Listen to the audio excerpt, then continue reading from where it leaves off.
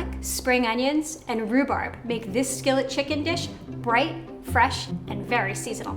If you have time, it's always a good idea to salt your chicken ahead. I put this in the fridge this morning with some lemon thyme, and I just let it sit all day so that it absorbs the seasonings evenly. And now I'm gonna brown it. And you need enough oil to coat the bottom of the pan. So many of the best recipes start out just like this. So you want to save this lemon thyme. And by the way, you can use regular thyme if you can't find lemon thyme, but you don't want to add this too early or it could burn. I'm just going to add my chicken, skin side down. When you're done browning your chicken, you want to just add some onions right into the chicken fat in the pan. And the onions are going to help deglaze all of that gorgeous brown stuff there. That is your flavor. And while those cook for a minute, let me tell you about the green garlic.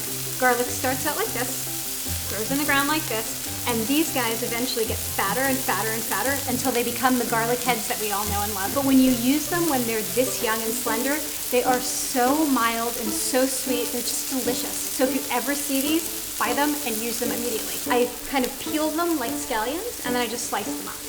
And if you can't find them, use 2 regular garlic cloves finely chopped.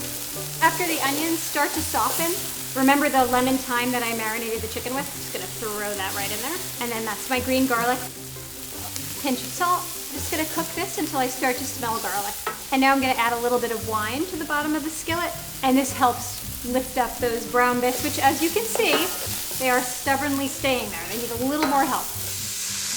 And then once the wine is pretty much evaporated from the pan, that's when you can add your rhubarb. Most people think of rhubarb as fruit, but in fact, it's a vegetable with a wonderful tartness that's just as good in savory dishes as it is in dessert. Rhubarb is really sour, so if you don't add honey, this dish could be a little too tart. And now I'm just gonna put the chicken right on top of the vegetables. See how pretty this looks right now? Well, admire it now because this is one of those rare dishes that gets uglier and uglier as it goes.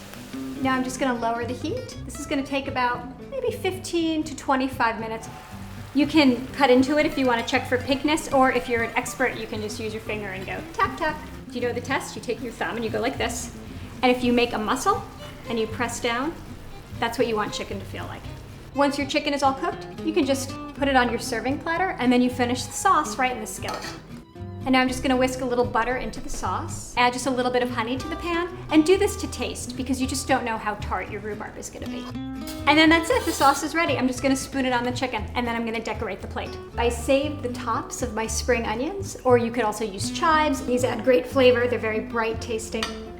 This may not start out as the prettiest dish, but it sure ends up looking delicious.